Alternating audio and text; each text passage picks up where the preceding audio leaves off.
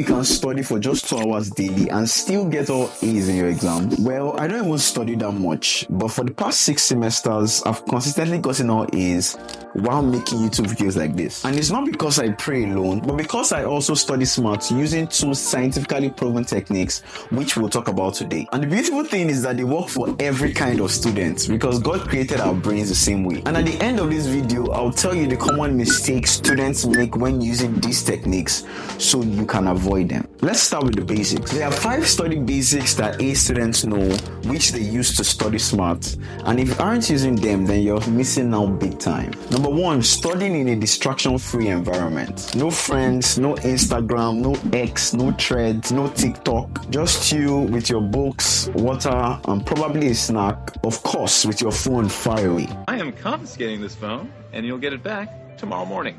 Number 2, studying when you have the highest energy. I personally love studying in the mornings, but you might have more energy in the afternoons or at night. You can just try out different ones and see which works better. Some energy boosters are exercise and a good meal, but not swallow though. That one can knock you out. Number 3, listening to white noise while studying. Since we can't all get a perfectly silent study space, even sometimes when you go to the library, we can use white noise to create an alternative. White noise is constant music with a repetitive pulse like you're hearing right now.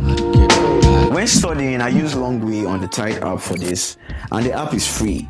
I'll put a link in the description below. Number 4, having a dedicated study space. You can do this in your room if you're living alone, but another better alternative is the library. You want to train your brain with at best 1 or 2 places. Number 5, having a fixed study duration before each session. So are you studying for 1 hour, 2 hours, or even 4 hours?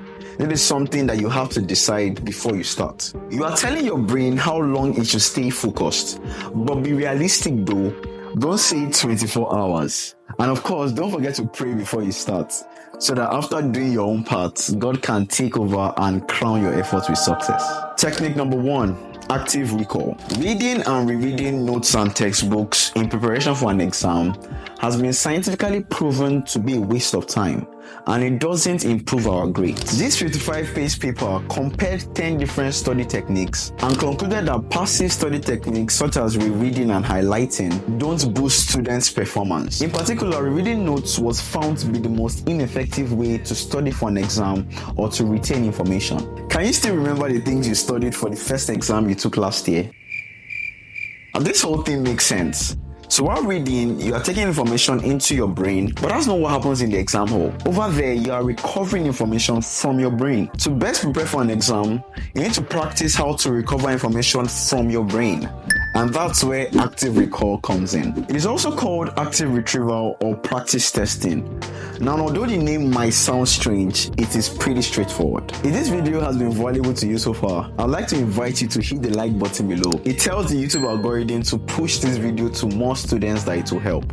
Thank you very much. Active recall is taking a topic you wish to learn, creating questions based on that topic, and repeatedly testing yourself on those questions. By forcing your brain to recall the information, it ensures that you are actively learning it and not passively reading it. So as you're reading for your exams, you can prepare questions on each topic, and you can also prepare flashcards to use while studying. I don't use flashcards a lot while studying, but I know it's really helpful for like medical students and biology students that have a lot of diagrams to memorize. A helpful website for building flashcards is Anki. You can use the website on the Android app for free, but to use it on an iPhone, you have to pay for it. Then you continuously test yourself on these questions and flashcards. Now that you know that you should use active recall to prepare for your exams, how often should you practice these questions? That's what leads us to technique number 2, spaced repetition. This is the forgetting curve, and it was discovered by psychologist Hermann Ebbinghaus in the late 1880s, and it shows the way our memories decay on a topic over time. It's quite simple to understand,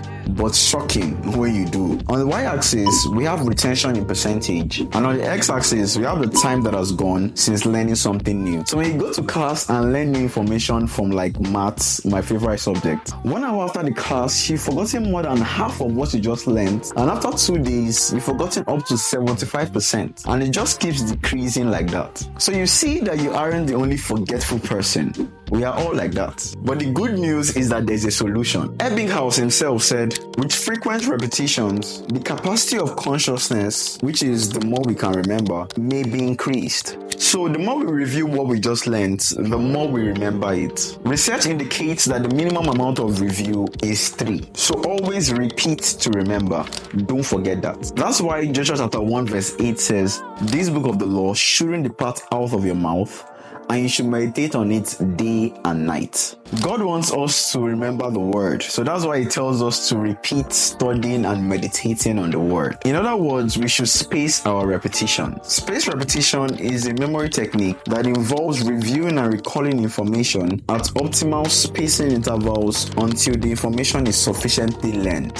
So through spacing out our review sessions, we can easily retrieve more of the information on the exam day. And there are different ways to do this. You can arrange your study timetable such that you get enough space between your courses like GS 201 today and then next week Wednesday. You do the same for all your courses. Or you can read multiple subjects in a day if you prefer that method instead. To take it a step higher, you can use the shoebox method, or some people call it the Littner system, where you study in 5 increasing intervals. The concept is simple. So you have 5 boxes, and they're labeled based on the ones you study every day, every other day, once per week, once bi-weekly, that's every 2 weeks, and then retired. You can put topics of flashcards in each one, and as you complete a box, you move it to the next one. But here's the twist. If you fail any question in boxes 2, 3, or 4, you send that topic back to box 1. When a topic finally gets to box 5, then you can retire it. You just have to review it before the exam. Now let's talk about the mistakes so you can avoid them. The biggest mistake students make is to use spaced repetition for rereading their notes and textbooks. No, you must use both active recall and spaced repetition.